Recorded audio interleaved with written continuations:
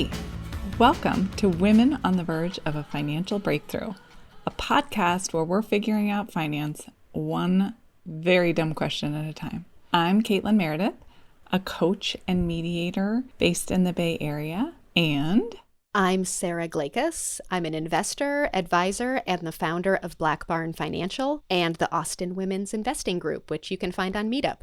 So I met Sara when she was my teacher in an investing for beginners class. And one of the class exercises was to estimate how much we would need for retirement. And you might as well have asked me like what to pack on a submarine trip to the Arctic or something. It just felt A, unknowable, B, ridiculous, and C, so scary. Like, how could I actually do the math to get to that number? Because there was no way from where I was sitting then to get to any number that would be so big I couldn't see to the top of it. But over time, I had to get used to this idea that it was doable and maybe there were more variables in it that I could have control over than I thought. So, welcome to our podcast and figuring out your own submarine trip to the great unknown of retirement.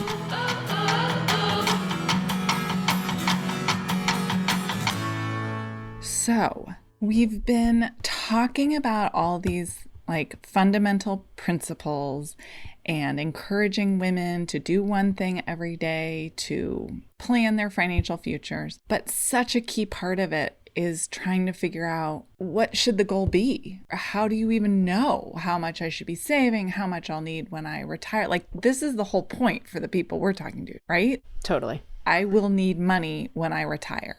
Yes, let's make millions regardless of that. That would be amazing. But just in case we don't, let's have a good financial future plan, which really just means knowing that we're going to have enough money to take care of ourselves and our families and whatever else we need to do after we retire, right? That we're no longer working, earning the cash dollar money that comes into our bank account every 2 weeks, every month, every whatever. How will we live after that? That's the crux of it, right?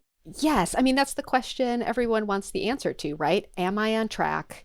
And ultimately, am I going to be okay? And it's a little bit different than creating intergenerational wealth. I feel like we'll cover that in other areas. This is just like the bare bones. You know, how will I live? How will I pay the bills that I pay now? So one of the things that we had women on the verge of a financial breakthrough do is figure out their baseline spending budget every year. Budget seems like the wrong word, like the amount that goes out of their bank account monthly, yearly to support their lifestyle. I like that, like cash flow out. Cash flow out. That sounds nicer, right? So that's super important, as well as income. We ask people to look at what their income, what's the cash coming in every month. Now is the day we try to tackle this thing called the retirement calculator. It's also the time value of money calculation, just figuring out how to get the money you're going to need when you stop working. So I go back and forth, Sara. Do you start with the money that you could possibly save every month, or do you start with the number that you have to reach by the day you retire? What's the best way to think about it? Yeah, so I think it's going to be an iterative process, right? So if I'm starting with myself or with a client, I start with the status quo, right? Where you can tell me how much you have today. That's your present value. You can tell me how long you think you're going to continue working and putting money into this account. That's your number of years. You have a general idea of your rate of return. Maybe, right? We can talk about the nuance around that number. You can tell me how much money is going into investment and retirement accounts. So that might be through your 401k and your match, or you're contributing to a Roth IRA, whatever. That's the payment that's going into your accounts. And once you have those four things, you can calculate something called your future value, which is the size of your nest egg when you think you're going to hit retirement. And then you can see if it's enough and make adjustments where necessary. Does that make sense? Yeah, that makes sense. And I just want to point out, though, for some people, including myself by age 38, I think it was then, that number you were asking for, how much you're already giving every month, that would have been a big fat zero. Yeah. So I just want to make it clear, you don't already have to, you don't need a number there. If you haven't been able to contribute to a retirement account or start one yet, that doesn't mean you can't start one today. You can start it today. So that number will be zero for historical contributions, but that's not necessary in planning a financial future. That can start today, no matter what your past was. Right. Oh, that's a really good point. When I start with it, I assume that there's a status quo amount, even if it's small or too small, that is going in there. But the number that we're actually looking for is the amount of savings that could be going in there if you tried really hard and or made some adjustments and or just started saving. So if it's, zero, like you said, if it's zero up until today, and then tomorrow you start putting $50 per month in your account. When you use the retirement calculator, you would use $50 per month.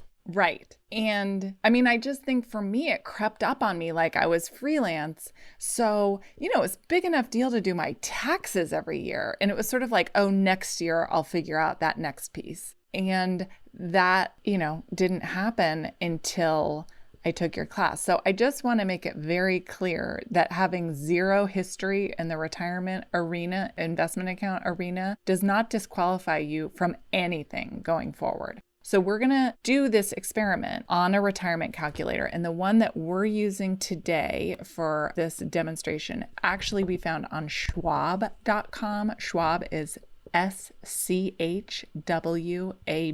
And if you just Google Schwab and retirement calculator, you'll find it. There's a bunch out there, and we're not endorsing one over the other. We just found this and it seemed intuitive to us about the questions it asked, because some of them are super wonky and they use words that no one outside of the financial world uses. And I didn't know what to put in. I would have had to call Sarah the whole time. So we're going to try doing this one together. You can do it along with us or just listen to this and then try on your own, because spoiler alert, the one thing a woman on the verge of a financial breakthrough can do today is play around with figures on the retirement calculator. It can be scary. The first time I did this, it was sort of devastating. I hate to use that term when I'm encouraging other people to do it. Maybe you should rethink that. But I just want to warn you that the amount it's going to take could be more than you ever can imagine yourself having, because we're talking about a number that's some distance in the future, and it is an accumulation. It's not like your salary every year. Am I on target with that, Sarah? Am I the only one that looks at the big number at the end and is like, oh, gulp?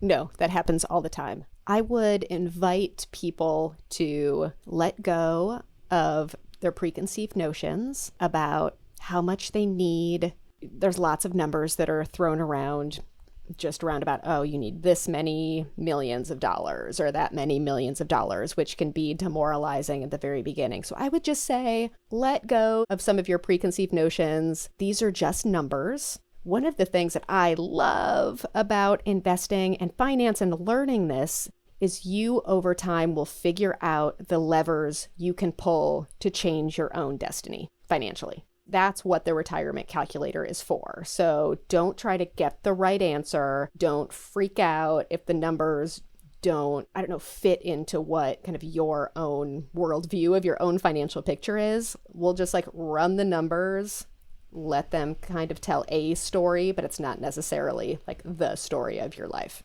You're so inspirational. I love the talk about levers. I wouldn't say it that way, but you're exactly right, because when I've played with it before, I'll feel like I'll have zero money at the end. And then when I play with a few things, I'm like, oh, got an extra $70,000 off of that little experiment. And I did nothing. Nothing changed in my reality. But it is like, as much as you could treat it, not as a game, but as some information points that you can manipulate a little bit, sit with, and that next year your financial picture could be a little bit different. And so they might change. They could go up or down, whatever. So with that said, we're going to get started. We've told you not to freak out. So listen to us. Don't freak out. This is just information. It's just information. And it's a starting point to start to set goals and to have a clear picture, whatever that picture might be. It's not so bad after all. It's amazing, or holy shit. And you can do something about any of those scenarios. So that's the take home here. So we're on schwab.com. Oh God, first it's going for my age. Okay, I am 46, so I'm putting that here. Oh, I put 56. All right. I just got robbed. Put in your correct age. Contributing years. Okay. So I'm 46. What age do I plan to retire? I mean, quite honestly, I can't imagine ever, because I love my work. But what's the normal one, Sarah? 67. 67? Yeah. Yeah. Okay. 67. So I'm putting 67. What's your investment style? So we have a whole range here from low risk to high risk. I'm imagining, Sarah, from what you've taught me, that the higher risk I put on this spectrum means the more stocks that I'm investing in. Like bonds and cash would be super low risk. Am I learning? She's nodding her head, people. I'm learning. You're it's a happening. pro. I'm just going to sign off and let you take people through the rest of the retirement calculator. A+. Sorry. You've arrived. We've been on the verge of a financial breakthrough. It's just us. Okay. So if I remember Warren Buffett said for his wife, who's older than I am, that he would put her at 90% stocks, 10% bonds. I'm assuming that's not at the very highest risk, but at like one below. Oh, and in fact, Schwab is telling me that's considered moderately aggressive, 80% stocks and 15% fixed income and 5% cash. I don't want 80. I want to be a little bit bolder. So let's see what it says high risk. 95% stocks, 5% cash investments. Sarah, for the purpose of this exercise, what do you want me to do? Why don't we go moderate? Okay. The next one down. So there's 5 radio buttons, and Caitlin is choosing the 4th one, which is moderately aggressive. Moderately aggressive. So 80% stocks, which in all honesty, until you've drilled this in my head, I would have gone in the middle one just for lack of anything to say, which would be moderate. Is that 60% stocks, 35%? So given no other information, I would just say like the middle road. That's got to be the safest. But because I'm one of your followers, Sarah, I'm going to do the moderately aggressive. Okay, and our little cult of 2. Okay, so I'm pressing next. We're going for it. Okay, what is your current annual household income? I'm going to put $75,000 here. Do you know what the average median income is? That's probably a little bit higher than average, but I think 75 is a good number. Okay, this is just one number. How much have you saved for retirement so far? Okay, because I've been trying a little bit, I would say let's put 100,000. So not 0, although that might be your number. I'm going to put 100,000, which feels to me way behind my other friends that have been doing it forever, but makes me feel like I've done something. Yeah, this isn't your friend's retirement calculator. It's your retirement calculator. So I'm going to put $1 million. Or your pretend one. So here, to get this number, this is your present value. Just add up the value of all your stuff. Okay. So the way that I think, okay, well, I could probably do 400 a month, but it's not asking me the month. It's asking me the year. So 400 times 12. That's the number here that it's expecting me, like whatever my monthly contribution would end up being for the year. Yes, it's asking you. Don't worry, people. I'm using a calculator for this one so that we don't have to come edit it later. Okay, 4,800. Nice. That's what I'm saying I can contribute a year. And Caitlin, I know that you are self-employed, so you don't have an employer match. But if you did have an employer match through work, you would add that to this. Ooh. So the way that's going to help. That's going to help a lot. So if I worked for an employer that matched 1 for 1, I would then do whatever 2 times 4,800 is. Exactly. We'll let you do the math on your own. We're not going to hand feed you this stuff. Okay. So just make sure that if that applies to you, that someone is matching your retirement contributions, that you include it, because that definitely counts. How much Social Security income do you expect to receive in retirement? I thought none, because it's all going away. Do we know? So you have an option here on the Schwab calculator to say yes.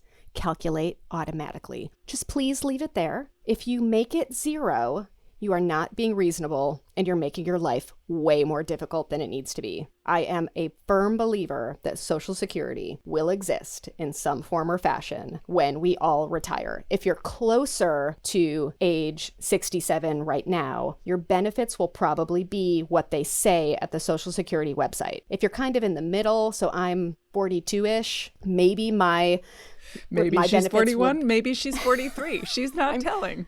I'm pretty sure I'm 42. I'll turn 43 in July, I think. But anyway, so I think that kind of in the middle, there's a chance that either my benefits would be reduced or I would get them later. And then if you're much younger than me, if you're in your 20s or early 30s, there's a really good chance that your benefits would be reduced or begin later in life. But there's no way to know that right now. There's no way to know. And something will be there. Social Security is a very popular program. It is not going to go bankrupt in the way that people want you to think, where nobody's getting any benefits. So all that to say, good news. Just put yes, calculate automatically. Age Social Security will start. This is where, here, you should put 67, Caitlin. Oh, okay. So it asked me age Social Security will start. I'm going to match that to my retirement age that I put up top, 67. Yes, match it to your retirement age. How much supplemental income do you plan to receive each year in retirement,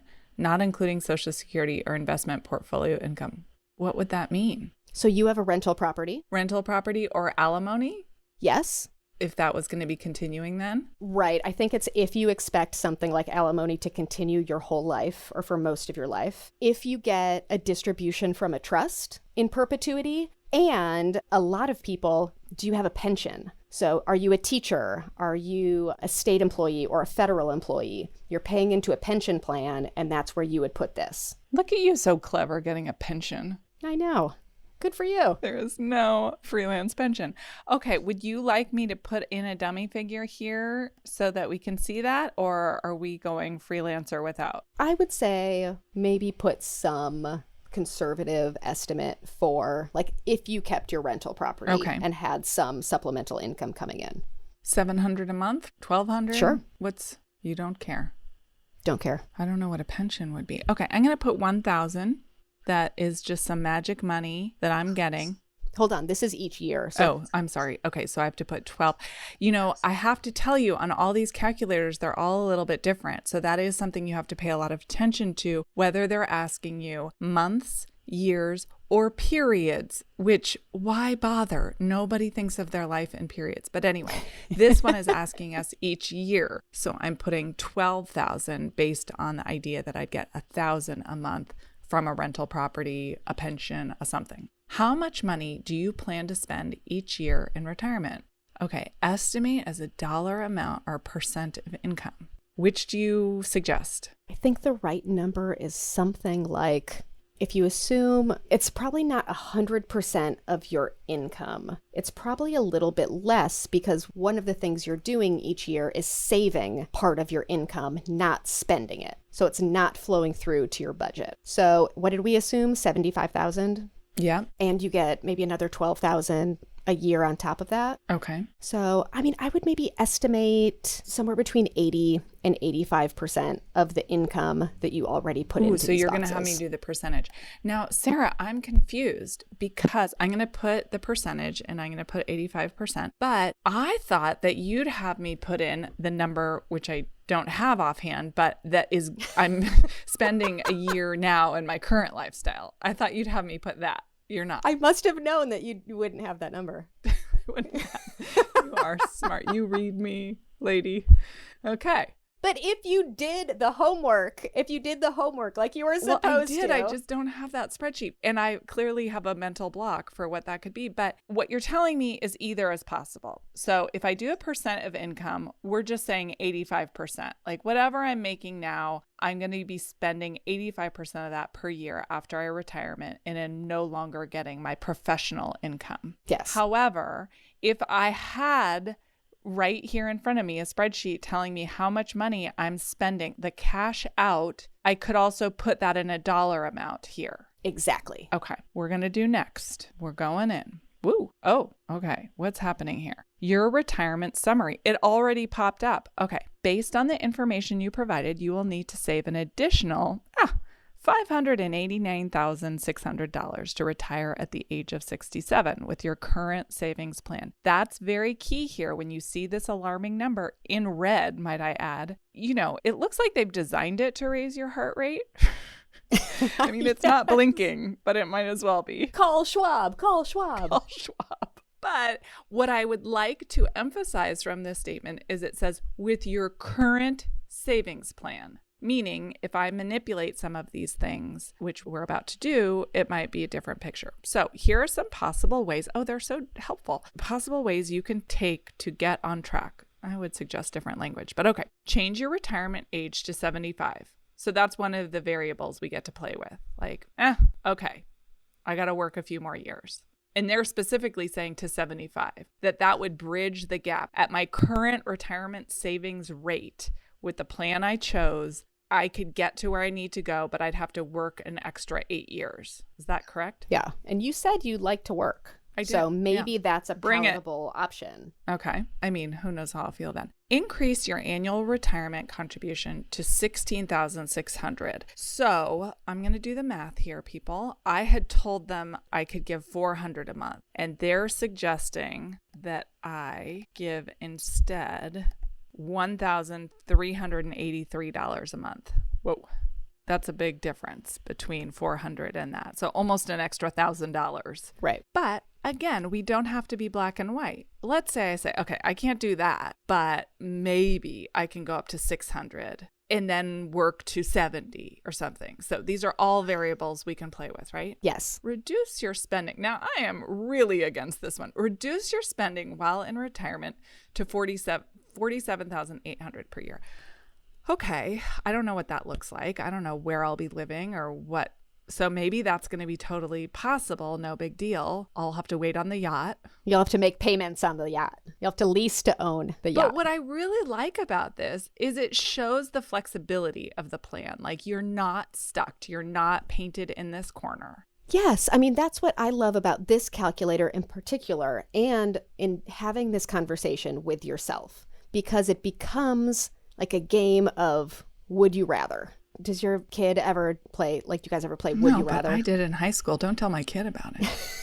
Well, this isn't like the dirty version, right? Like it's just the financial version where you look at these options and you're like, okay, like what can I do? What is easiest for me to do? If you don't do any of them, like we're just here to tell you, you are just walking into a buzzsaw. There's a gap that you won't be able to bridge when you get there. And when you get there, it will be too late. So now you know I'm going to plan to work longer. I'm going to take care of my health, and I am going to make sure I love what I do. And I'm going to definitely try my hardest to work to 75.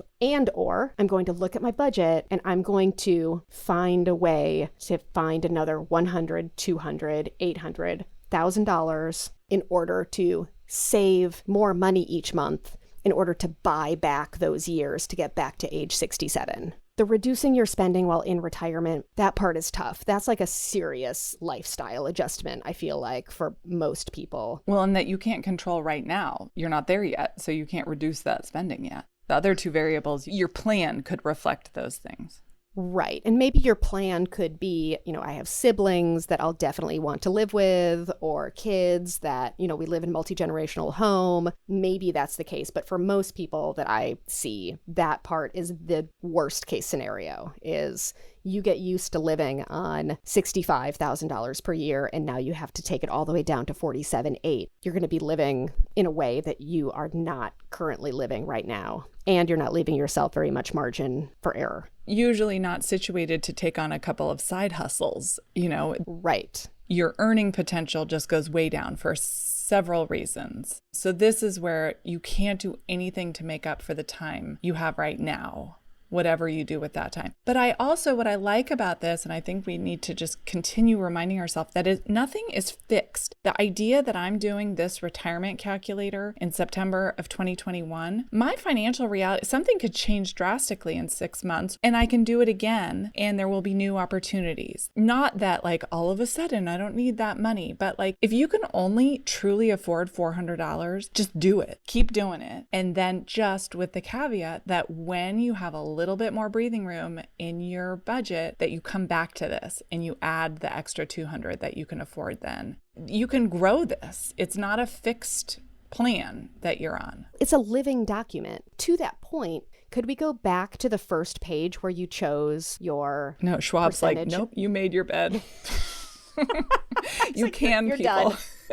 You can go back to it's a 3-step process for them. So there's a bar where you can go back to step 1. Which variable would you like me to change? Yeah, because one of the options they did not offer you, Caitlin, was what if you increase your expected rate of return by being more aggressive in your investing? You're just going all the way. I'm going for it. Okay. What happens? So now I'm going back. So I didn't change anything. I didn't change how much I have to save for. I didn't change how long I'm going to have to work, all that, except how risk tolerant I might be with that money. And, okay, it's still in red, but now I have to save an additional $516,800 to retire at 67. But to bridge that gap, I can now only work to 74, and on the last version it was 75. So I gained a year, increased my annual retirement contribution to $14,300 instead of the $16. So adding maybe $800 instead of $1,000, or reduce my spending to $49,000, which already feels more comfortable. So yeah. So this is a case where if you run these numbers, sometimes people let just the numbers tell you or encourage you to become more aggressive in your investing, which is, if there was a 4th bullet point here, that would be on there. And again, it becomes a game of would you rather work longer or take more risk in the stock market? Would you rather save more money or save less money and let your investments do more of the work? Where it's all trade-offs. That's the story that the numbers are telling you. Which knob do you want to turn? Which lever do you want to pull to get to where you want to go? That's what these retirement calculators are for. Not to scare the bejeebers out of you and get you to shut down, or not to scare the bejeebers out of you and get you to call wherever the calculator is. It's just information, because these are all trade-offs. I'd like you to talk about the difference between someone who's 23 and doing this and someone who is 57. The different times of your life that you apply this information. On the one hand, the 23-year-old's going to be they will have to save $1 million to get to where they need to be, which sounds daunting, but they have so much time to do it in. Whereas someone who's 5 to 10 years from retirement has a lot less wiggle room, which doesn't mean you shouldn't do this, but you want to know this information as soon as you can. I just answered the question for you, but you'll do it better, so you try. If you have more time, you will have more options and more flexibility for sure. Most people feel the freedom to be more aggressive with their investing and target that higher rate of return because behaviorally, most people think, I have time to wait out market crashes. I don't need the money yet. I can afford to absorb some of the volatility so I can be more aggressive. Your time, like you said too, is so valuable. If we expect the stock market to double in value every 7 to 10 years, every 7 to 10 years that you have is a potential doubling of the money that you started with. That is super powerful. So when you're starting a little bit later, these bullet points become less palatable, much more difficult, and sometimes require big shifts in your thinking. And that doesn't mean that it cannot be done. It just means that you should have this information in your brain as soon as possible so that you know when you can afford to stop working and you know how much money you need to save, which then goes back into how much do you need to earn? How much can you afford to spend? All of these things reflect back on themselves. If you're doing it when you have more time to make some mistakes and absorb them. And as your time horizon gets shorter, it's just not as forgiving. But it allows you to not be caught off guard too. And so to be able to make a plan like, wow, travel is it was really important to see my family in other parts of the country, whatever. So that's a non-negotiable. But maybe I start looking at communal living situations. Like, it allows you to make a creative and proactive plan versus getting to that point, like putting your head in the sand until you get to that point where you haven't had the time to plan and think it through and talk to a bunch of people about creative solutions. Absolutely. And the first step is doing these calculations that you just went through so that you know the very basics of what you need to do in order to make this math work.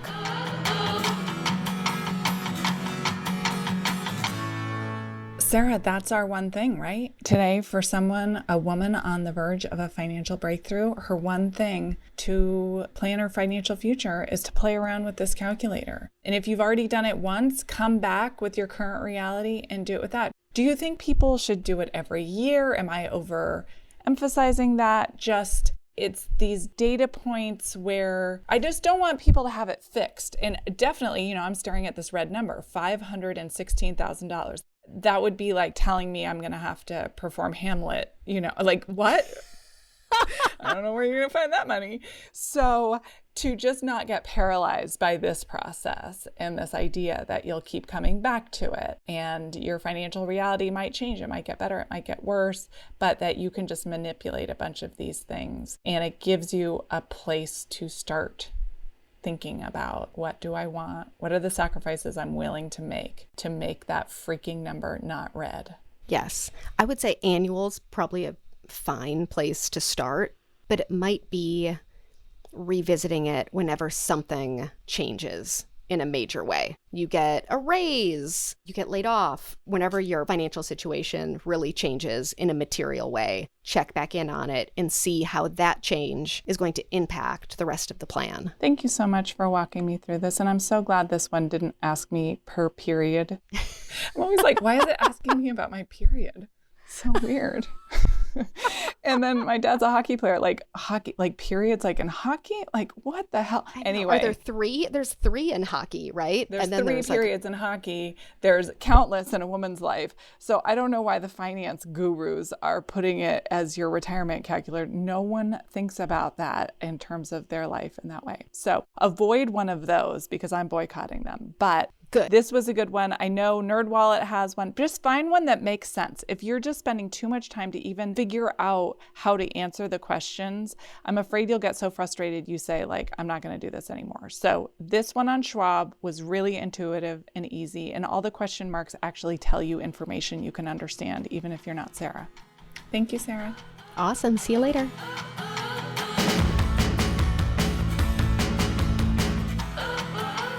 Hey, do you have any dumb questions about finance or investing? Send them to us at our website, womenontheverge.com. Hey, so many thank yous to Kelly West, a woman on the verge in her own right, who took the amazing photos for our album art and website, helped with our website design, music, audio editing, cheerleading, mental health, everything. Emily Kleinsorgi, our stylist that did our hair and makeup for our photos from Lucy Skyrocket. Lauren Gross and Taylor Gross, who helped us with our graphic design. And our music is by Bad Bad Hats in Devmo. This episode was edited by Jess Rowe. If your partner is making you ask for money, giving you an allowance, taking your money, or not letting you know about or have access to family income, this could be economic abuse. Learn more at thehotline.org or call 1-800-799-SAFE. So Sara, because you're a financial professional, we have to read a disclaimer for this podcast. I would actually really love it if you could read the discllaimer. Oh my God. And your Okay, doing it. This podcast contains general information that is not suitable for everyone. The information contained herein should not be construed as personalized investment advice. Past performance is no guarantee of future results. There is no guarantee that the views and opinions expressed in this podcast will come to pass. Investing in the stock market involves gains and losses and may not be suitable for all investors. Information presented herein is subject to change without notice and should not be considered as a solicitation to buy or sell any security. I know, the first thing you notice is that I'm covered in gold. The drip of the wrist, it could turn a hot bitch cold. To get what you want in life, girl, you gotta be bold. No, I'm a direct, and I know